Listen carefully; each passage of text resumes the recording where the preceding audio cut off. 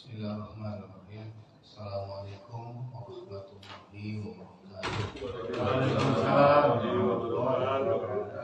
Alhamdulillah wa syukurillah, la haula wa la quwwata illa billah.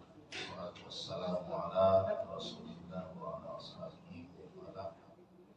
Bapak-bapak, ibu-ibu, jemaah rahimakumullah. Bil khusus Pak Rusmin dan seluruh pengurus musola kita. Alhamdulillah Rabbil Alamin. Kita bersyukur kepada Allah Subhanahu wa Ta'ala atas limpahan rahmat, taufik, hidayah dan inayahnya kepada kita semua. Shalawat beriring salam mudah-mudahan senantiasa tercurahkan kepada junjungan kita, Nabi kita Muhammad sallallahu alaihi wasallam beserta istri, keluarga dan sahabat beliau. Alhamdulillah, pada pagi hari ini kita dapat bersilaturahim dalam satu momen penting, satu momen berharga, yaitu thalabul ilmi, yaitu dalam rangka kita menuntut ilmu. Di dalam hadis Rasulullah SAW dikatakan, man kharaja fi thalabil ilmi bahwa fi sabilillah. Barang siapa yang keluar dari rumahnya untuk menuntut ilmu, maka dia berada di dalam perjuangannya di jalan Allah Subhanahu wa Ta'ala. Makanya nilai menuntut ilmu itu sama dengan jihad fi sabilillah. Ya, nilai menuntut ilmu itu sama dengan jihad fi sabilillah. Yang kedua adalah menuntut ilmu itu, kata Rasulullah SAW di dalam satu hadis, thalabul ilmi fariidatun ala kulli muslimin. Menuntut ilmu itu adalah hukum yang wajib atas setiap muslim. Ya. Kemudian di ayat Al-Quran, yarfa'illahu alladhina amanu minkum walladhina utul ilma darajat. Jadi orang-orang yang menuntut ilmu itu, ya, orang-orang yang beriman dan menuntut ilmu itu diangkat oleh Allah beberapa derajat. Alhamdulillah. Makanya kita bersyukur kepada Allah bahwa sampai hari ini kita masih diberikan kekuatan dan kesehatan, dan mudah-mudahan usia kita usia yang berkah, usia yang selalu berjuang kita pakai, kita gunakan untuk berjuang di jalan Allah Subhanahu wa Ta'ala. Bapak Ibu sekalian yang dimuliakan oleh Allah, ada salah satu amalan, salah satu ajaran di dalam Islam yang sangat penting di dalam hidup kita, yaitu mengenai zikrullah. Ya, zikrullah. Nah, bahkan di dalam surat Ali Imran ayat 190 itu dikatakan oleh Allah, A'udzu billahi minasyaitonir rajim, bismillahirrahmanirrahim. Inna fi khalqis samawati wal ardi wa ikhtilafil laili wan nahari la ayatin li ulil albab. Allah mengatakan, sesungguhnya di dalam penciptaan langit dan bumi dan di dalam perubahan malam dan siang adalah tanda-tanda bagi ulil albab. Artinya tanda di situ ayat. Jadi ayat itu ada dua. Yang pertama ayat-ayat Al-Quran, itu ayat yang kita baca, itu ayat-ayat Al-Quran. Yang kedua adalah ayat-ayat kauniyah. Ya, kalau Al-Quran itu secara tekstual, tapi kalau kauniyah itu non-tekstual. Artinya ayat-ayat kauniyah itu tanda-tanda alam, tanda-tanda kehidupan, itu ayat. Nah, Allah mengatakan bahwa di dalam penciptaan langit dan bumi, di dalam perubahan malam dan siang adalah tanda-tanda bagi ulil albab. Nah, ini golongan yang sebetulnya termasuk golongan yang dipilih oleh Allah. Jadi salah satu manusia pilihan Allah itu ya ulil albab.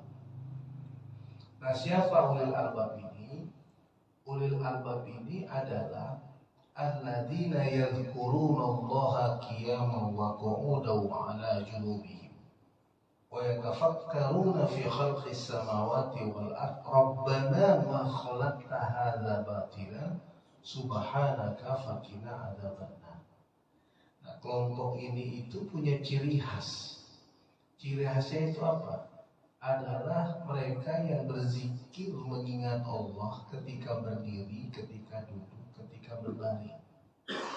Nah, manusia itu tidak lepas dari aktivitas tadi.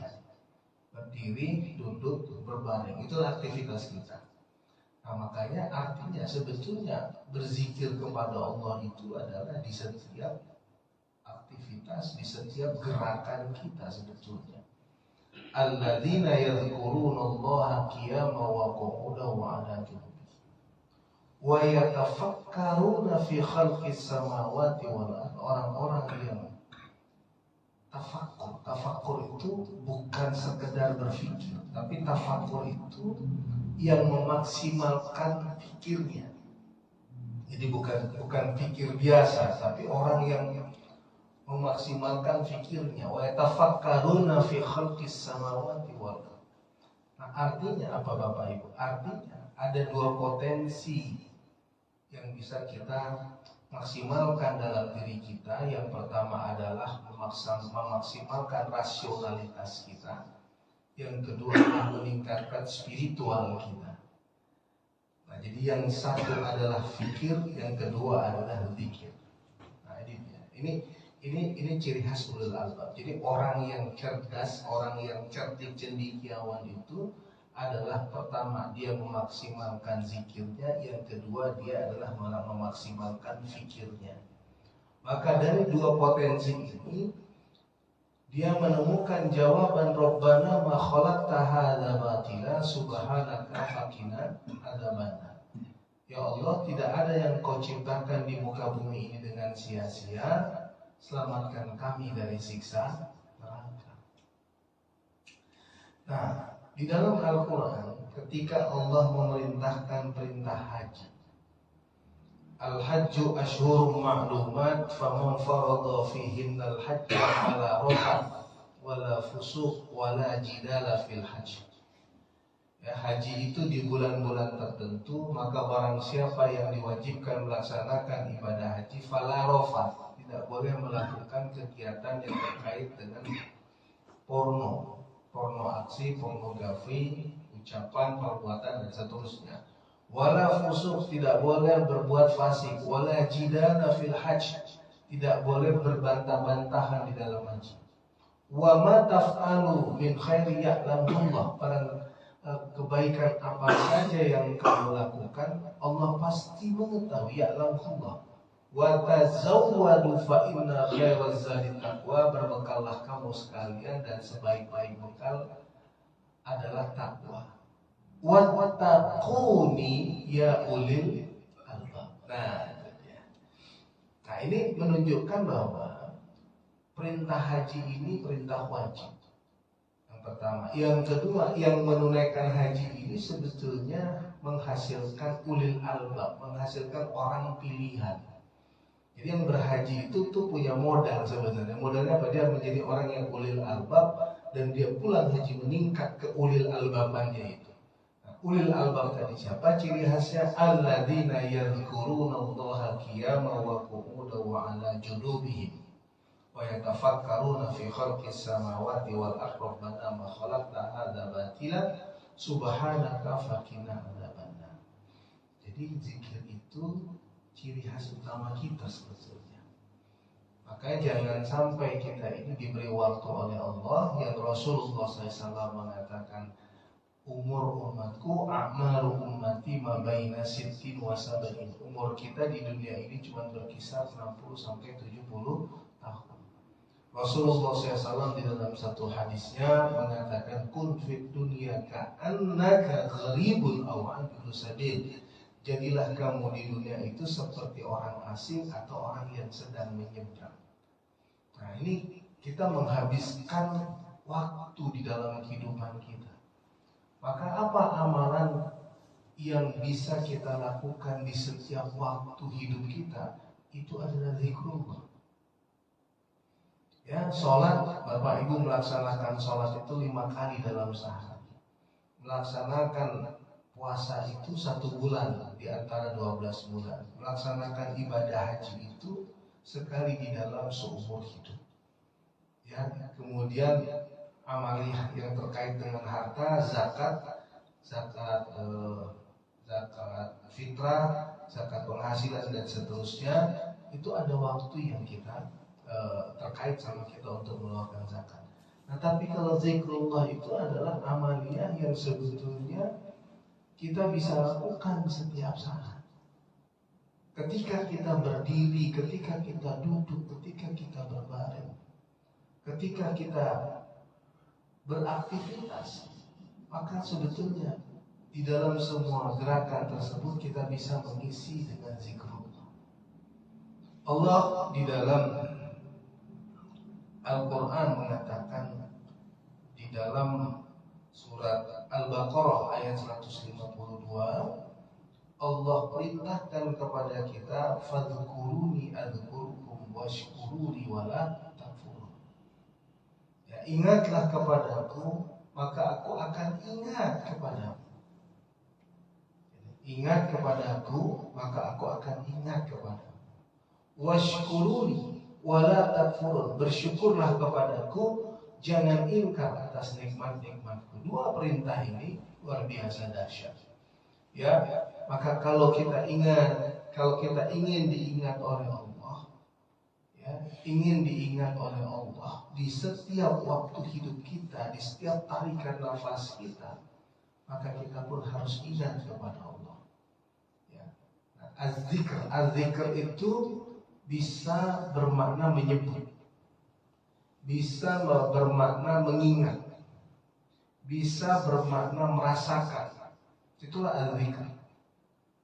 Ya, fadhkuruni adzkurkum washkuruni wala takfurun. Ingat kepadaku, maka aku akan ingat kepadamu. Jadi kira-kira kalau ada orang-orang yang lalai kepada Allah, ada orang-orang yang lalai dari zikrullah, maka berarti dia yang menyebabkan Allah tidak mengingatnya. Gitu. Di dalam satu hadis dikatakan, apabila hambaku mengingatku di dalam hatinya, maka aku akan ingat kepadanya di dalam hatiku. Ya, jadi kalau kita ingat kepada Allah setiap waktu di dalam hidup kita, maka insya Allah Allah akan ingat kepada kita di setiap waktu kehidupan kita. Nah, tapi jangan dikatakan kalau kita lupa kepada Allah, Allah pasti lupa kepada kita. Nah, hati-hati, Allah tidak punya sifat lupa.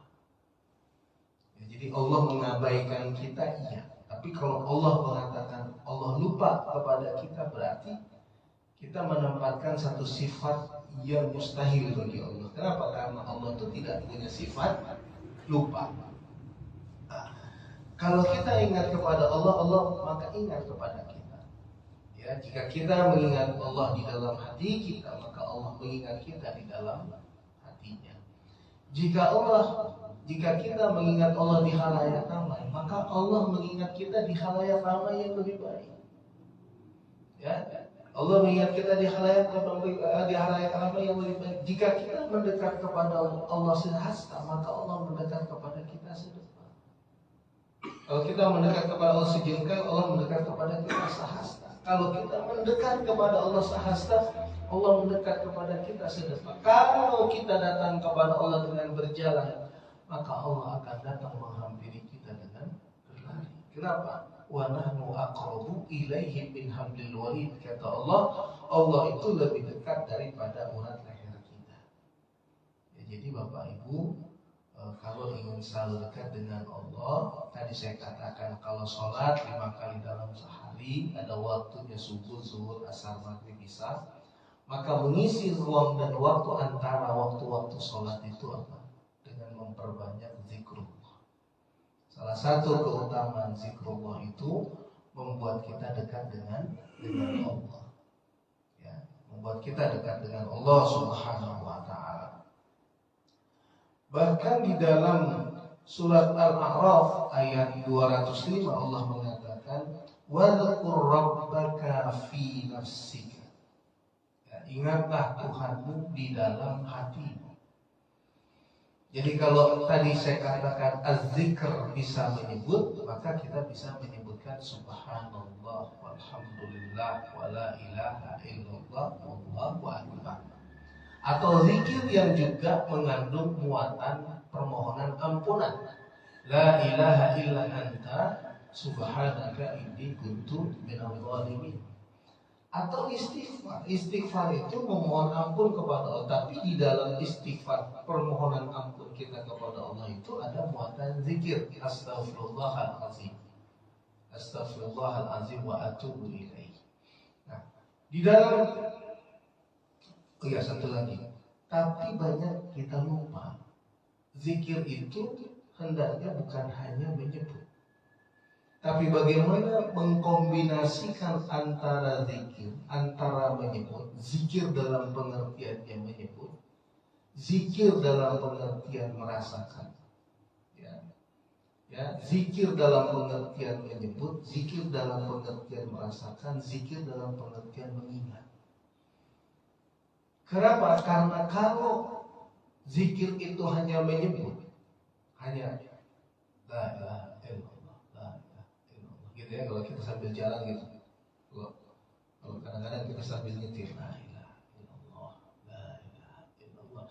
Nah ini hendaknya zikir itu bukan hanya pada batasan menyebut difahami, tapi bagaimana disatukan makna-makna tadi, menyebut, merasakan, mengingat. Kenapa? Karena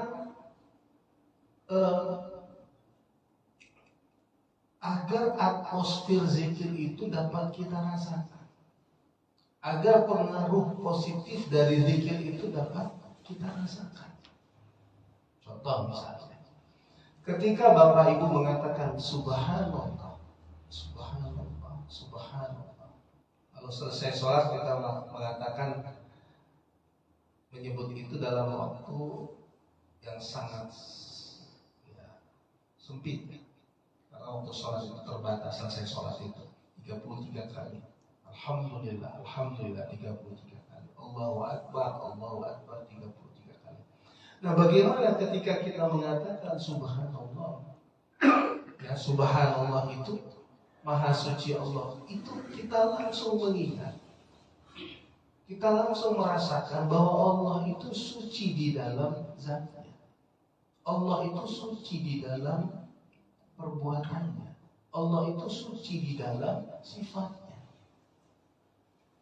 Jadi saat kita berzikir mengatakan subhanallah itu bukan hanya menyebut subhanallah, tapi memahami, mengingat langsung, mengingat Allah, langsung memahami bahwa Allah itu suci di dalam sifatnya, Allah itu suci di dalam zatnya, Allah itu suci di dalam perbuatannya. Kenapa ini penting? Sehingga ucapan kita, ucapan kita tidak akan menyekutukan Allah, perbuatan kita tidak akan menyekutukan Allah, sikap kita tidak akan menyekutukan Allah. Contoh ucapan apa kira-kira? Wah, kalau nggak karena saya kamu nggak akan jadi, siapa kamu? Nah kalau orang yang senantiasa berzikir subhanallah, ini nggak muncul kalimat, ini nggak akan muncul. Kalau nggak karena saya, siapa yang angkat derajat? Kalau nggak karena saya, siapa yang memandangmu? Inilah kehebatan saya, inilah kemampuan saya, maka saya bisa membangun masjid ini, musola ini. Kalau tidak ada saya, tidak ada orang yang perhatikan saya, perhatikan ini semua. Ini karena kehebatan kemampuan saya. Pahami, pahami bahwa zikir itu sebetulnya ketika seseorang itu berzikir, itu dia merendahkan diri. Dalam tanda petik apa? Dia ini bukan manusia suci, dihadiri di hadapan Allah. Maka tasbih dia kepada Allah itu adalah dalam rangka dia mensucikan Allah, bahwa Allah itu tidak sama dengan manusia, Allah itu tidak sama dengan makhluk. Nah, kemudian begitu juga dengan kalimat alhamdulillah. Misalnya kita menyebutkan alhamdulillah ya Allah, alhamdulillah. Kalau selesai sholat 33 kali kita mengatakan alhamdulillah, sebetulnya itu jangan cuma disebut, tapi difahami, dimaknai, dirasakan. Kenapa? Karena makna alhamdulillah itu pujian yang kita sandarkan kepada Allah. Ya.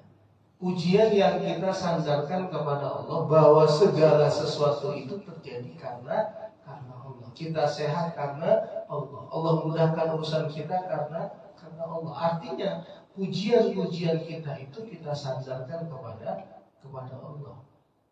Alhamdulillahirabbil alamin, segala puji bagi Allah Tuhan seluruh sekalian alam. Kenapa Bapak Ibu sebut alhamdulillah? Dasarnya apa? Nah ini jadi bukan alhamdulillah, alhamdulillah, alhamdulillah, alhamdulillah. Tapi saat kita menyebut itu kita punya dasar, kita punya alasan. Nah ini yang saya katakan, bahwa zikir itu tidak hanya menyebut tapi mengingat dan merasakan. Ketika kita katakan alhamdulillah ya Allah, pagi ini aku sehat. Alhamdulillah ya Allah, aku masih bisa beraktivitas. Alhamdulillah ya Allah, Engkau masih berikan aku umur. Alhamdulillah ya Allah, aku masih bisa kumpul dengan keluargaku. Alhamdulillah ya Allah, aku masih bisa menuntut ilmu. Alhamdulillah ya Allah.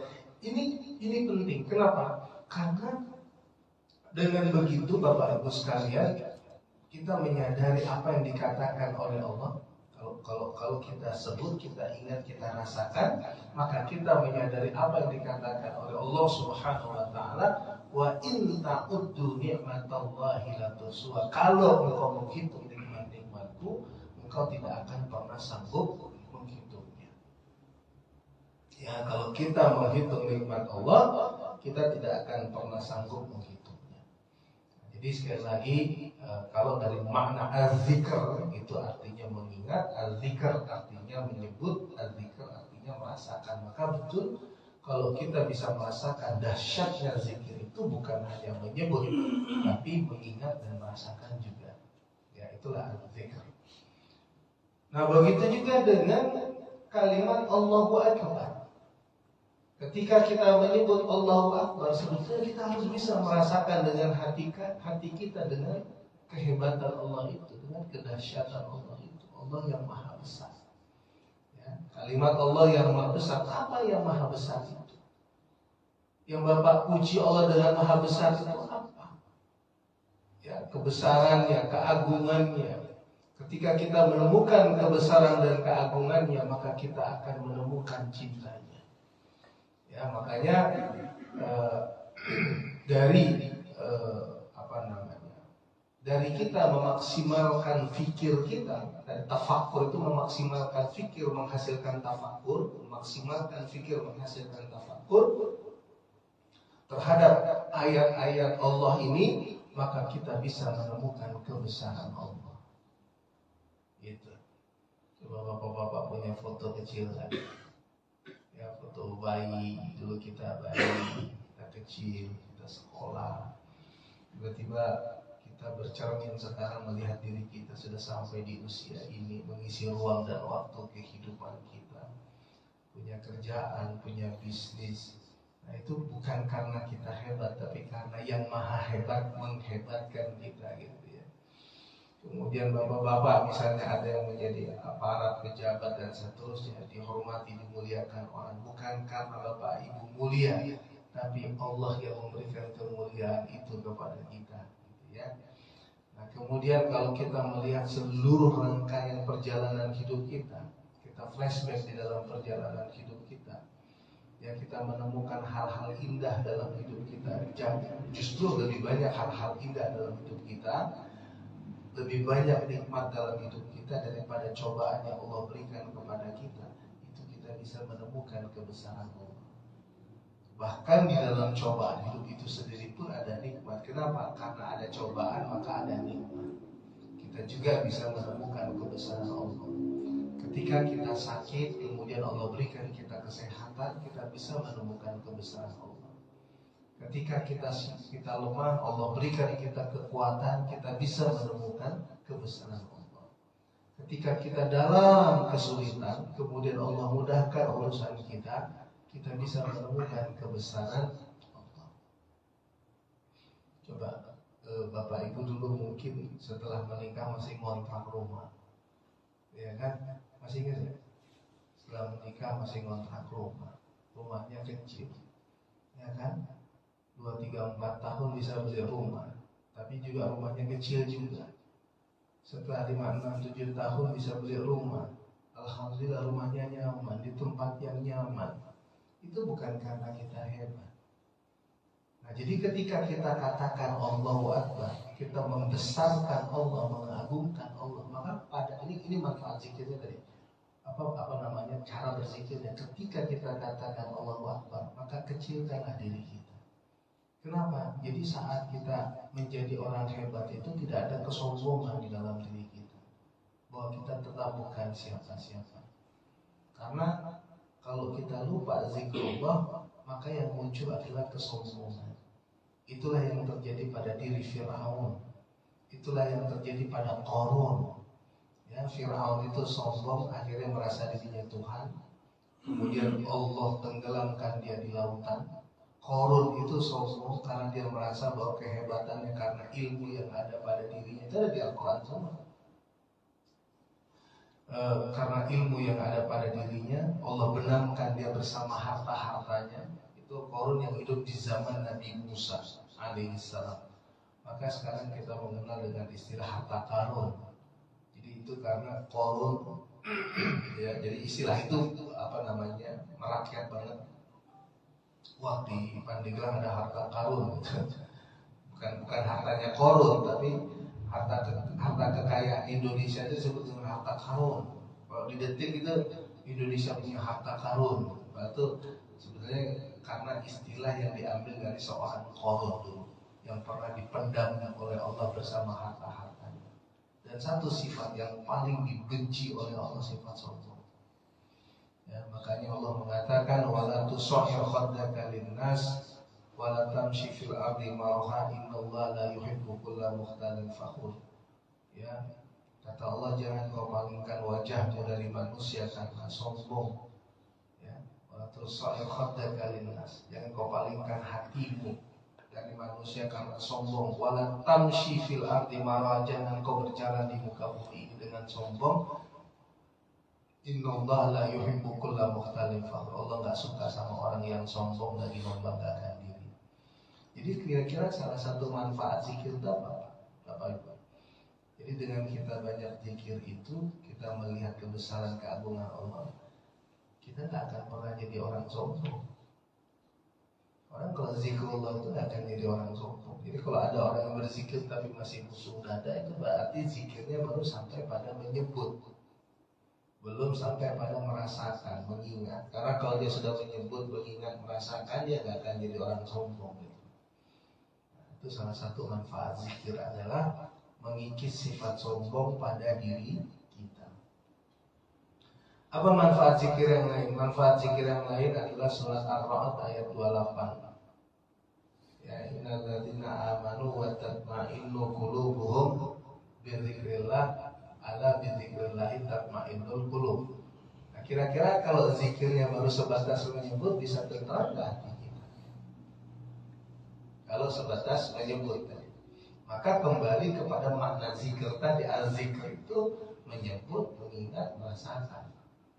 Ya, itu az-zikr. Maka ala bidzikrillahi tatma'innul qulub, ingatlah hanya dengan berzikir menenteramkan hati. Zikir yang mana? Zikir yang mana yang menenteramkan hati? Jadi Bapak Ibu, ada satu penelitian di Amerika Serikat.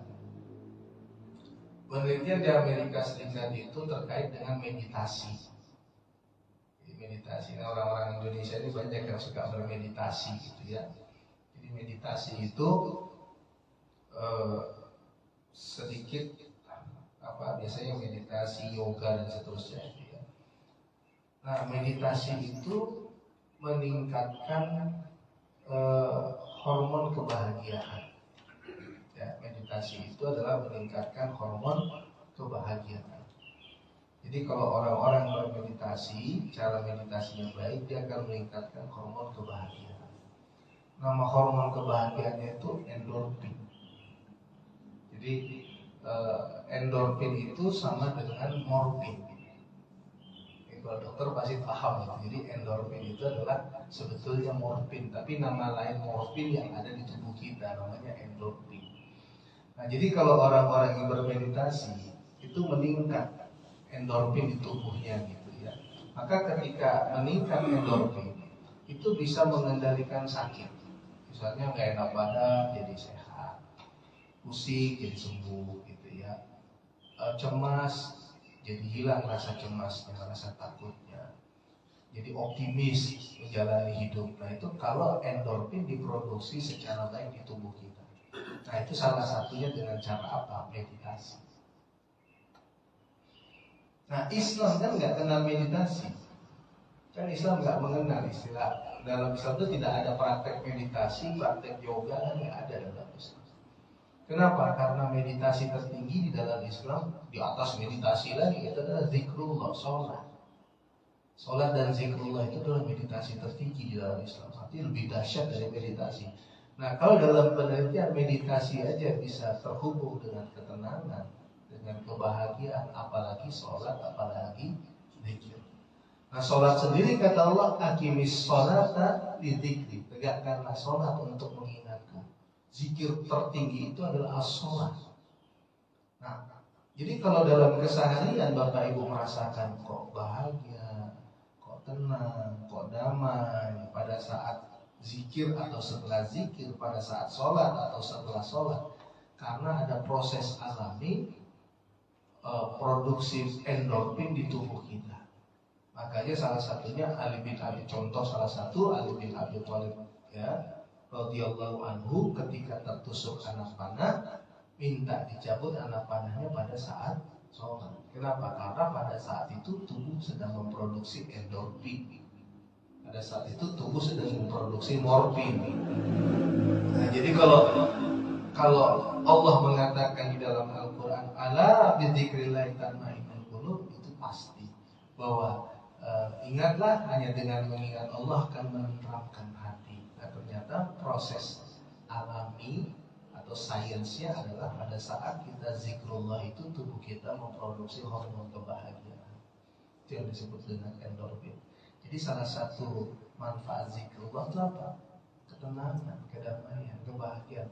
Tapi sekali lagi ketika saya sebut zikir bukan hanya sekedar menyebut. Jadi kalau Bapak Ibu sekarang apa istilahnya, perbanyak zikir ya gitu ya, ngajak orang untuk perbanyak zikir, atau ada orang lain mengajak kita untuk berzikir, itu artinya bukan hanya pada konteks menyebut saja, tapi juga menyebut, mengingat dan merasakan. Untuk apa? Agar kita merasakan dampak positif dari zikrullah itu apa? Ketenangan hati kita, ketenangan jiwa kita. Dicoba, silakan dicoba. Jadi zikir, sekali lagi penelitiannya itu meditasi dengan ketenangan, meditasi dengan kebahagiaan. Nah, Islam tidak mengenal meditasi. Zikir tertinggi itu adalah sholat. Ya. Kemudian zikirlah. Nah, zikir itu adalah meditasi kita. Lebih tinggi dari meditasi tadi. Maka kalau meditasi saja bisa menghasilkan kebahagiaan, apalagi zikir, apalagi sholat, gitu ya. Jadi manfaat zikir yang lain apa? Adalah meraih ketenangan.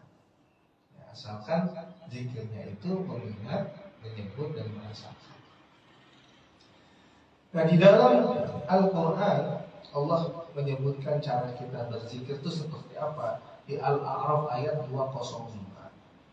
Wadhkur rabbaka fi nafsika tadarru'an. Wadhkur rabbaka fi nafsika tadarru'an wa khifatan. Ya, dengan rendah hati, dengan rendah diri, wa khifah. Khifah itu dengan rasa takut. Kira-kira kalau zikir, subhanallah, subhanallah, tapi ngeliat orang sidis itu kira-kira gimana kira? Berarti zikir itu belum memberikan dampak. Ya. Jadi dengan kita berzikir mengingat yang maha besar, kecilkan diri kita. Dengan kita berzikir mengingat yang maha mulia, hinakan diri kita, gitu kan? Ketika kita berzikir mengingat yang maha kaya, fakirkan diri kita. Nah itu harus seperti itu. Kenapa? Karena tadarru'an itu dengan merendahkan diri. Ya, tadarru'an. Ya, kemudian wa khifah itu dengan rasa takut. Ya, takut kalau Allah tidak sayang kepada kita, takut kalau Allah tidak mencintai kita, takut kalau Allah meninggalkan kita, takut kalau Allah tidak peduli sama kita. Ya, takut kalau Allah tidak meridhoi kita. Itu khifah dengan rasa takut. Kemudian wadulal jahri minal qauli, dan dengan tidak mengeraskan suara. Jadi kalau zikir itu kan sebetulnya dengan penuh kelembutan, ya, dengan rasa, dengan pemahaman, dengan mengingat, dengan menyebut, dengan suara yang dunal jahri.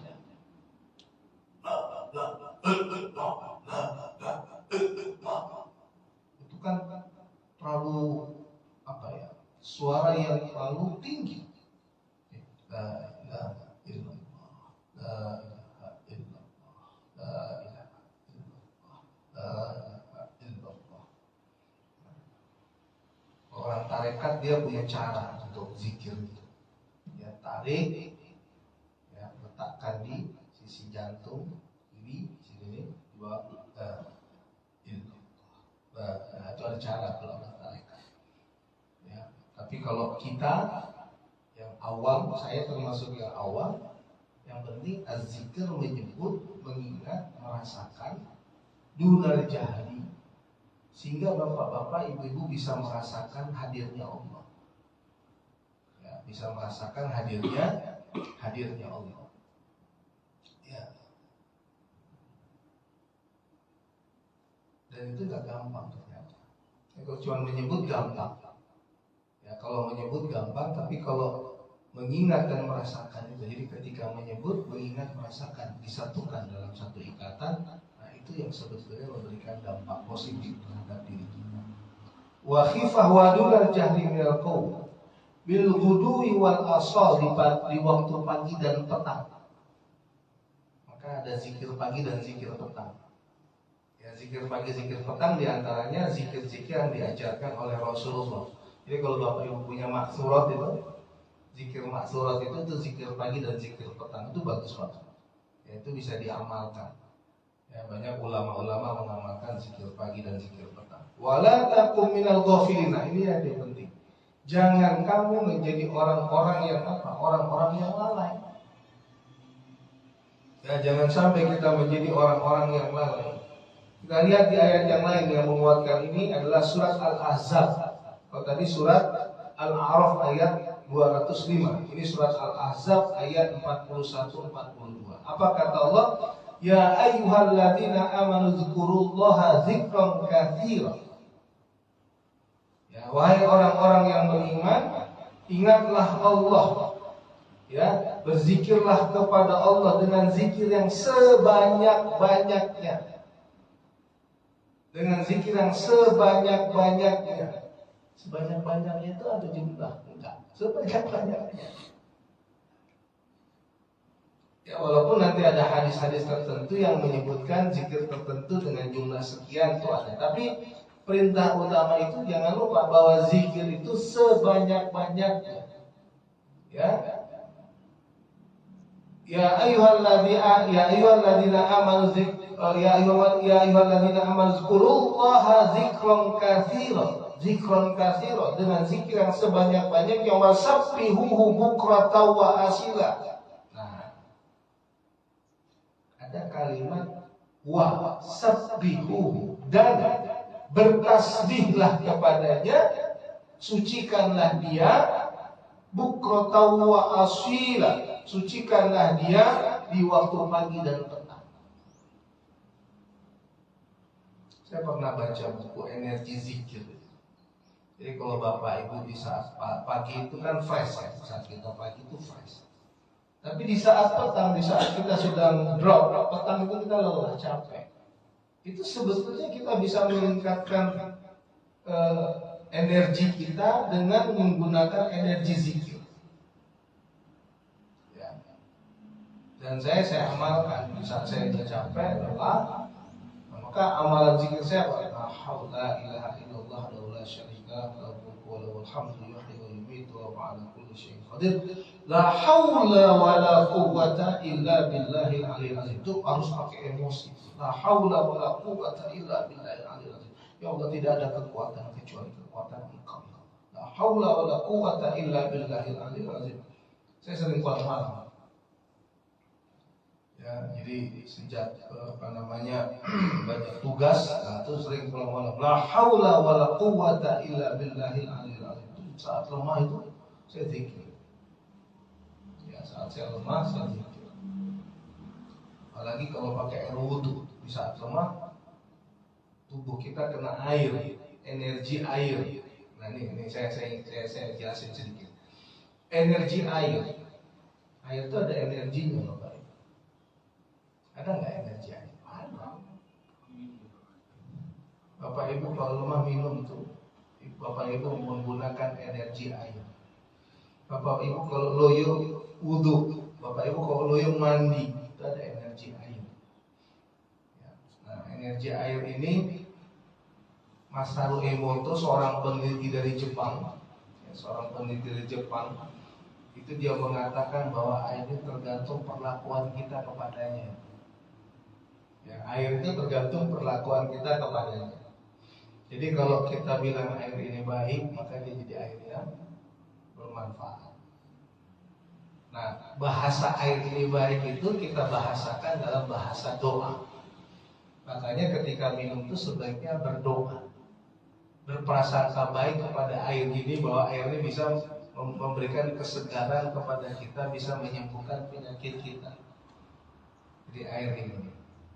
Nah, kenapa demikian? Karena Masaru Emoto di dalam penelitiannya menyebutkan ketika dia sebut air baik, maka air ini membentuk kristal-kristal yang indah. Tapi ketika air yang satu disebut dengan air yang tidak baik, maka air ini tidak membentuk kristal yang indah. Jadi cara kita memperlakukan air itu memberikan pengaruh positif air ini terhadap tubuh kita, baik dalam konteks kita membersihkan diri kita ataupun dalam konteks kita meminum air ini. Nah, itu pertama energi air. Yang kedua adalah energi doa. Nah, jadi kita satukan antara energi air dengan energi doa. Ya, makanya kalau Bapak Ibu minum zam-zam itu ada doanya. Allahumma inna nas'aluka ilman nafi'an wa amalan shalihan wa imanan kamila wa yaqinan shadiqa wa rizqan halalan thayyiban wa shifaan min kulli da'in wa saqamin wa shifaan, ya, wa shifaan min kulli da'in wa saqamin bi rahmatika ya arhamar rahimin, kesembuhan dari berbagai macam penyakit. Jadi pertemuan energi air dengan energi doa. Nah, begitu kita minum dia, maka insya Allah dia bisa memberikan kesembuhan, kesehatan kepada kita. Nah, ada energi air, energi doa. Dikasih lagi dengan energi zikir, ya, energi zikir. Jadi saya sangat yakin. Contoh aja ya, dulu zaman saya di Gontor, di sebelum Gontor itu ada namanya pesantren Wali Songo Ngabar, Jawa Timur. Saya 1 tahun di situ sebelum akhirnya saya tamat di Gontor. Jadi di tahun berapa itu? Di tahun sekitar tahun 81. 81 itu Jawa Timur pada saat itu belum masuk listrik. Jadi rumah-rumah itu masih pakai obor di kampung-kampung, jalan belum diaspal. Pokoknya untuk ukuran anak-anak seumur itu pada saat itu horor. Karena kan kita masuk pesantren tamat SD. Saya tamat SD masuk pesantren. Jadi masuk ke Wali Songo. Nah, di belakang pesantren itu ada kuburan. Kuburannya nggak kerawat. Kalau orang masyarakat situ mengatakan di belakangnya lagi ada kali. Nah, kali itu tempat kalau saya dulu ceritain sama kusir Delman, dulu kan transportasi Gontor itu pesantren ke kota itu pakai lokan atau sepeda, hanya itu, nggak ada lain. Mobil 1-2 kalau punya duit bisa naik mobil angkot. Kita bisa naik Delman sama naik sepeda. Tempat pemenggalan PKI gitu kan, cerita yang berkembang pada saat itu. Antara percaya sama nggak percaya pada saat itu umur itu bikin takut juga buat anak-anak seumur itu, buat santri-santri seumur itu. Nah itu ceritanya kita pisahkan dulu. Nah faktanya ya, bicara fakta, yang kita bicara fakta. Faktanya beberapa orang santri itu kesurupan, terutama kalau sudah dari kamar mandi, karena kamar mandi itu yang saya bilang dekat kuburan, kamar mandi pesantren di belakang dekat kuburan. Faktanya yang kita lihat hari-hari itu 3-4 hari sekali, 5 hari sekali ada saja santri yang kesurupan. Nah jadi ada satu senior saya dulu, guru juga. Jadi dia tuh kalau minta air dia bacain sebentar air itu dia bacain di depan kita semua.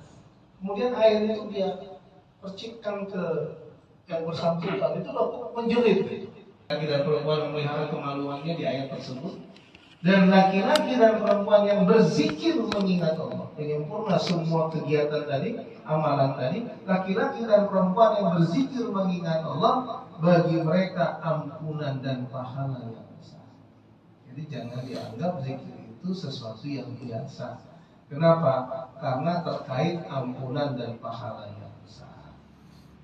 Sampai sini bisa dipahami ya. Nah, apa di antara zikir yang harus kita sebut, yang kita baca? Rasulullah SAW mengatakan kalimatani khafifatani ala lisan thaqilatani fil mizan habibatan ila rahman subhanallah wa bihamdi subhanallahil azim. Ada dua kalimat kata Rasulullah SAW, kalimatani khafifatani ala lisan, yang sangat ringan, gak susah. Nyebutnya tuh gak susah. Khafifatani ala lisan, wa taqilatani fil mizan, dan berat timbangannya, mudah disebutkannya. Dan habibatani ila rahman, dan sangat disukai oleh Allah. Ini bapak-bapak, ibu-ibu, nanti pulang dari sini amalin ini. Dua kalimat yang sangat mudah disebutkan, khafifatani 'ala lisan, saqilatani fil mizan, habibatani ila rahman. Ya. Khafifatani 'ala lisan, saqilatani 'ala mizan, fil mizan, wa habibatani ila rahman subhanallah wa bihamdi. Yang pertama subhanallah wa bihamdi. Subhanallah wa bihamdi. Yang kedua subhanallahil azim. Nah, coba subhanallah wa bihamdi subhanallahil azim. Subhanallah wa bihamdi subhanallahil azim. Subhanallah wa bihamdi subhanallahil azim. Subhanallah wa bihamdi. Kalimatnya subhanallah dua-duanya. Subhanallah wa bihamdi subhanallahil azim. Itu dua kalimat yang ringan di lisan, ya, tapi berat timbangannya, kemudian sangat disukai oleh Allah. Subhanallah wa bihamdi subhanallahil azim. Subhanallah wa bihamdi subhanallahil azim. Nah, kemudian ada lagi. Apa kata Rasulullah SAW? Qala Rasulullah SAW, ya, Rasulullah SAW bersabda, li'an aqula, ya, sesungguhnya aku membaca subhanallah walhamdulillah wa la ilaha illallah wallahu akbar. Coba subhanallah walhamdulillah wa la ilaha illallah wallahu akbar. Apa tadi? Subhanallah wa bihamdi subhanallahil azim. Subhanallah wa bihamdi subhanallahil azim. Kalau yang ini subhanallah walhamdulillah wa la ilaha illallah wallahu akbar. Apa kata Rasulullah SAW? Ahabbu ilayya mimma tala'at alaihi syams. Ya, adalah lebih aku cintai daripada segala hal yang disinari matahari. Ya. Dari Abu Hurairah radhiyallahu anhu berkata, Rasulullah SAW bersabda, aku sungguh aku membaca Subhanallah, Maha Suci Allah, Alhamdulillah, segala puji bagi Allah, La ilaha illallah, Allahu Akbar, tidak ada Tuhan selain Allah dan Allah Maha Besar adalah lebih aku cintai daripada segala hal yang disinari matahari. Tadi Subhanallah wa bihamdi subhanallahil azim, dua kalimat yang sangat dicintai oleh Allah. Kalau ini dicintai oleh Rasulullah. Rasulullah suka mengamalkan ini karena apa? Lebih daripada aku cintai daripada segala yang disinari matahari. Apa yang nggak disinari oleh matahari, Bapak Ibu? Rumah, gedung, gunung, kekayaan alam. Artinya apa? Timbangannya lebih berat dari dunia dan seisinya. Lebih dicintai oleh Rasulullah. Jangan banyak-banyak, nanti banyak kan bingung mana yang mau diamalin. Itu dulu, nanti nyambung lagi pengajian berikutnya kalau ada waktu. Jadi buat amalan yang pertama, bacakan amalan Subhanallah wa bihamdi subhanallahil azim. Dua kalimat yang sangat dicintai oleh Allah, ya sangat ringan di lisan, berat timbangannya dan dicintai oleh Allah. Yang kedua, Subhanallah, Alhamdulillah, wa la ilaha illallah, Allahu Akbar. Itu adalah kalimat yang dicintai oleh Rasulullah dari seluruh apa yang disinari oleh matahari. Baik, sampai di sini ada pertanyaan? Ada, Pak? Ya, Pak. Sesuai dengan ayat wadkur rabbuka bi nafsika. Tadi Bapak bilang kita berzikir ini merasakan, menghayati. Untuk merasakan itu, apakah arti dari nafsika itu berzikir itu hati dan diri juga gitu kira-kira? Badan kita, kira-kira badan kita ini juga ikut berzikir kira-kira begitu kira-kira. Apa itu artinya kira-kira? Ya. Jadi kalau Bapak Ibu berzikir dengan hati, binafsika tadarru'an wa khifah, itu kan Rasulullah SAW mengatakan, ala inna fil jasadi mudghah. Di dalam diri kita itu terdapat segumpal darah. Kalau baik darah itu, maka baiklah seluruh perbuatan kita. Kalau rusak darah itu, maka rusaklah seluruh perbuatan kita. Apa itu? Adalah hati. Jadi sesuatu yang paling berharga Bapak Ibu miliki adalah hati. Nah, hati itulah yang menggerakkan Bapak Ibu ke sini. Hati itulah yang menggerakkan Bapak Ibu sedekah. Hati itulah yang menggerakkan Bapak Ibu merindukan kemudian bergerak membayar uang sejumlah uang tertentu pergi umroh karena rindu pengen ibadah di Baitullah. Jadi semua digerakkan oleh hati. Nah, artinya bahwa ketika Bapak Ibu berzikir, menyebut, kemudian mengingat, kemudian merasakan, maka zikir tadi memberikan energi ke dalam kehidupan kita, ya, memberikan energi di dalam kehidupan kita. Nah, setiap ruas di tubuh kita ini ada tasbih, ada zikir. Jadi Bapak Ibu harus menzikirkan, kata Rasulullah SAW, setiap ruas yang ada di tubuh kita ini, semua jaringan-jaringan yang ada di tubuh kita ini, itu ada dengan tasbih, dengan tahmid, dengan takbir, dan seterusnya. Nah, tapi kemudian Rasulullah SAW mengatakan sudah mencukupi semuanya dengan sholat duha 2 rakaat, gitu kan? Nah, saya tidak menegaskan tentang sholat duhanya dulu, tapi yang ingin saya katakan terkait dengan pertanyaan tadi, bahwa itulah gambarannya, ada hadis bahwa semua ruas tubuh ini harus kita zikirkan, kata Rasulullah.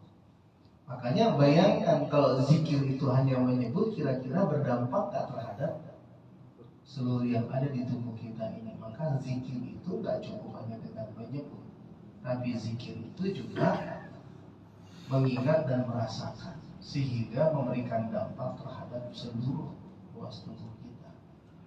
Sampai saya kemarin merenung, ya, ini hasil perenungan saya kemarin pulang haji, ya, mulai jemaah.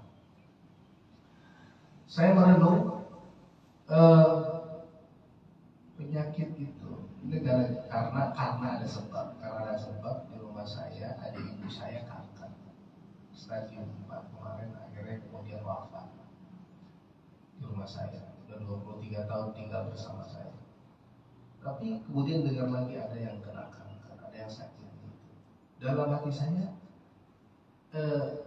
itu memang betul-betul tidak lepas dari kuasa Allah. Pasti tidak lepas dari kuasa Allah. Tapi sebetulnya kan kita pemimpin atas diri kita.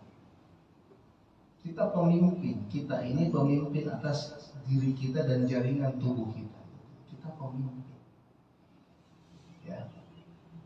Sakit itu berlaku buat semua. Ada manusia itu pasti tidak menjalani hidupnya itu abadi. Ada satu fase yang dia sakit, satu fase yang dia meninggal dunia. Tapi paling tidak bagaimana mengontrol rasa sakit. Nah, bagaimana mengontrol ketika sakit, bisa mengontrol rasa sakit. Itu saya merenungkan kemarin. Sebetulnya kalau kita katakan Allahu Akbar, la haula wala quwata illa billahil aliyil azim. Bismillahirrahmanirrahim, bismillahirrahmanirrahim, bismillahirrahmanirrahim, bismillahirrahmanirrahim, la yadurru ma'asmi syai'un fil ardi wala fis samaa'i was-sami'ul 'alim. Ya Allah, aku atas kekuasaan-Mu Kau berikan aku kekuasaan sedikit untuk bisa mengontrol rasa sakitku gitu. Karena aku pemimpin atas diriku gitu ya. Jadi saya tuh untuk menghibur bagaimana kita bisa mengurangi rasa sakit, mengurangi rasa penderitaan kita. Dengan apa? Minta sedikit kekuasaan dari Allah untuk menguasai diri kita. Kemampuan dari Allah untuk bisa menyehatkan diri kita. Saya punya pengalaman saya dulu ya, zaman saya masih kuliah. Karena dulu zaman saya kuliah di Medan suka ngobatin orang. Zaman saya kuliah, jadi saya suka dipanggil jam 10 malam, jam 11 malam, dijemput untuk ngobatin orang, doain orang. Dan dalam beberapa kasus sembuh waktu itu. Nah, jadi ketika saya kemarin sebelum berangkat haji, ibu saya itu menjerit, aduh, wafatnya ketika saya di sana wafat. Nah, itu saya mencoba merenung karena ada flashback dalam perjalanan hidup saya. Saya bisa mengobati atas kuasa Allah, atas kehebatan Allah, atas kemaha penyembuhan Allah. Berarti sebetulnya kita bisa mengontrol rasa sakit pada diri kita. Nah, coba deh Bapak Ibu kembangkan pola pikir ini dengan mensinergikan beberapa potensi tadi. Potensi zikir, potensi doa, potensi air, sama potensi keyakinan. Harus yakin. Dengan kuasa Allah, dengan kehebatan Allah, insya Allah Allah berikan kita kemampuan. Jadi terkait sama tadi Pak. Jadi bagaimana zikir itu bisa memberikan dampak kepada seluruh jaringan-jaringan tubuh kita itu termasuk. Kenapa? Karena Rasulullah menyebutkan itu mencukupi itu semua adalah dengan sholat duha. Artinya saya ingin mengatakan bukan sholat duhanya yang nanti next time kita bahas tentang sholat duha, tapi terkait dengan pertanyaan itu ternyata memang ruas tubuh kita ini harus dizikirkan. Ya, harus dizikirkan. Berarti kalau mau sehat, mudah-mudahan dijauhkan dari berbagai penyakit, kita biasakan untuk menzikirkan seluruh ruas tubuh kita. Ada tasbih, ada tahmid, ada tahlil dan takbir. Gitu. Satu lagi. Iya, Pak. Tapi ini di luar subjek. Saya mau bertanya tentang zakat mal.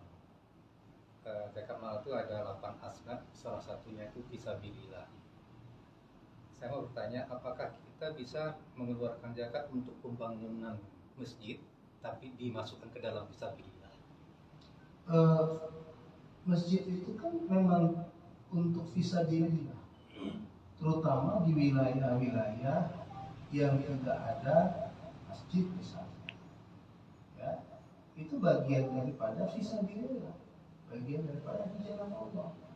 Ya, kalau tidak Bapak keluarkan untuk itu, siapa yang akan membangun masjid tersebut misalnya? Walaupun ada pendapat lain Nah, tapi kalau saya masih meyakini yang namanya di fisabilillah itu yang terkait dengan ibadah kita kepada Allah. Termasuk orang yang menuntut ilmu itu fisabilillah, orang yang berjuang di jalan Allah itu fisabilillah. Orang yang mengadakan pengadaan rumah-rumah ibadah itu ya semua fisabilillah. Boleh? Ya. Boleh satu lagi? Ya. Maaf, diborong.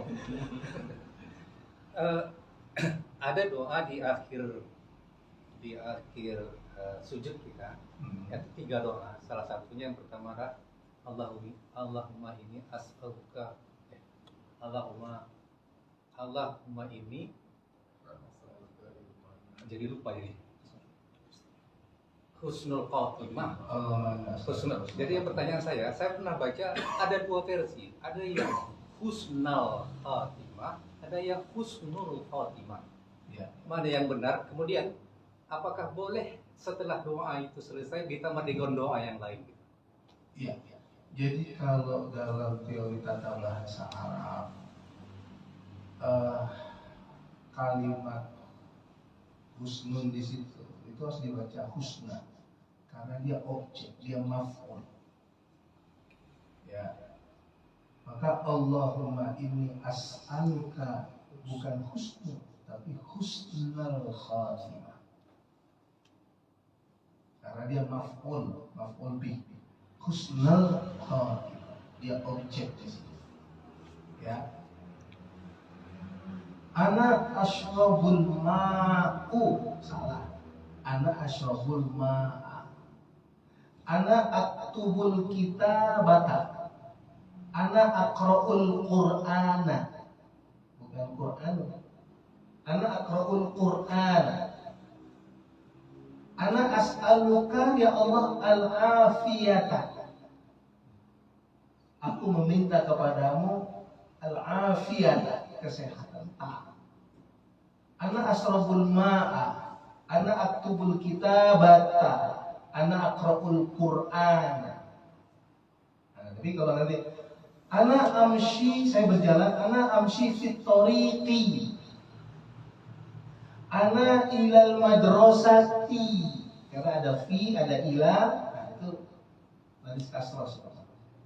Nah, jadi kalau di situ maf'ul bih maka ana as'aluka, inni as'aluka al-jannata, inni as'aluka al-afiyata, inni as'aluka husnal khatimati. Husnanya ya, husna maka dibaca husnal khatimah. Jadi sebahasa gitu. Terima kasih. Mau borong lagi apa ya? Cukup dulu, nanti nambah lagi. Alhamdulillah. Lagi cukup. Alhamdulillah, kita semua sehat. Insyaallah kita lanjutkan nanti kajian kita di waktu yang akan datang. Saya kemarin tuh Pak Rusmi doa saya itu saya di sana Pak Ustaz. Saya di sana masih belum kebayang kalau waktunya cepat kemarin masih teler ini.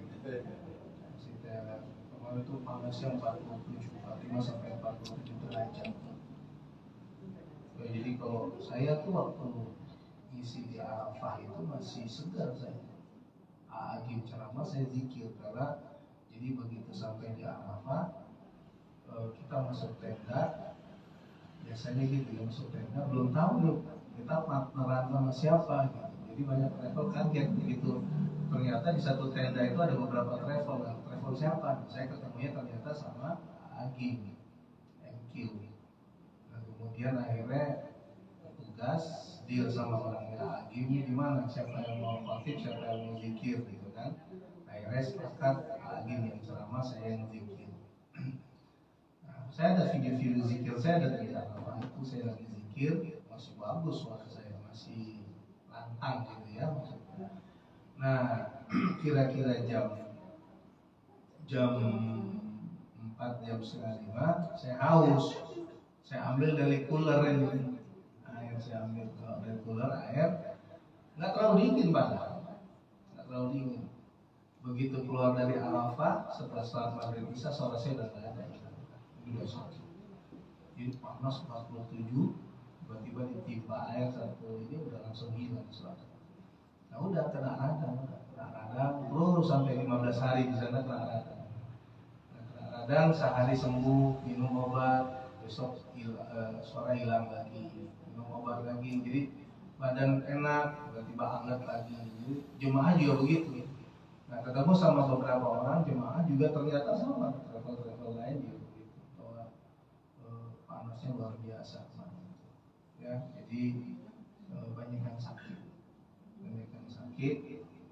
Nah, kalau yang meninggal itu kan kasusnya kasus Muzdalifah. Di Muzdalifah itu saya nggak sampai beritanya ke bapak ibu. Cerita yang sebenarnya itu di Muzdalifah atau nggak? Sebenarnya cerita di Muzdalifah yang sebenarnya itu jemaah kita sudah mengalami stuck di Muzdalifah karena pengen berebut bis, udah capek dan lelah, tapi nunggunya berapa jam tau nggak? Saya ketemu jemaah reguler, nunggunya 6 jam. Bayangkan 6 jam bukan tidur, bukan duduk, nggak bisa berdiri 6 jam. Udah posisi udah stuck, padat 6 jam. Jadi mohon maaf ya, yang sesat beol di sini. Dalam keadaan beriman, yang sedang sesat tipis sudah nggak bisa, mau kemana udah nggak bisa. Terus jemaah cerita sama saya, masya Allah, jemaah yang saya kunjungi ini, masya Allah, saya di situ nyesel gitu, sedih gitu. Karena kalau travel itu kan enak ya, tahu gitu kemarin cari itu jemaah, tahu gitu. Kasihan, ini 6 jam berdiri, udah padat, udah nggak bisa duduk, udah nggak bisa ngapa-ngapain kan 6 jam itu. Jadi maaf, beol di situ, tipis di situ.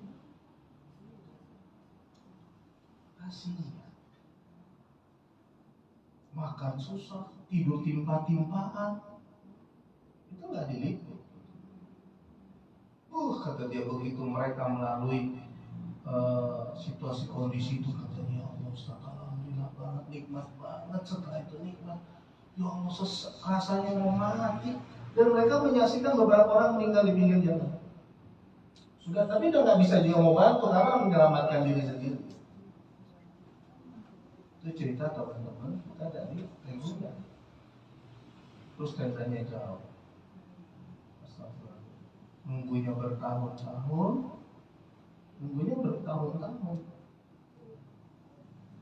Ekspektasinya bisa pergi haji tenang, damai, bahagia, nggak tahu mengalami situasi seperti itu. Nangis mereka, nangis. Yang laki-laki yang gagah-gagah itu cerita sama saya nangis. Pada satu nangis Ustaz, 6 jam berdiri itu nangis. Itu yang tidak begitu. Saya bilang buatlah beritanya biar dijadikan masukan buat pemerintah. Kasihan. Ya, itu yang bisa saya sampaikan. Kalau ada yang mau haji tahun depan, langsung berangkat, insya Allah bisa. Baru sekali bicara saya. Saya kira itu. Mudah-mudahan semua sehat, semua bisa menunaikan ibadah haji. Amin. Ya, insya Allah kita ketemu di lain waktu dan kesempatan. Ya. Subhanakallahumma wa bihamdika, asyhadu an la ilaha illa anta, astaghfiruka wa atubu ilaik. Assalamualaikum warahmatullahi wabarakatuh. Jangan lupa sholat syuruh, pahalanya pahala haji dan umroh, tamah sempurna, sederhana sempurna.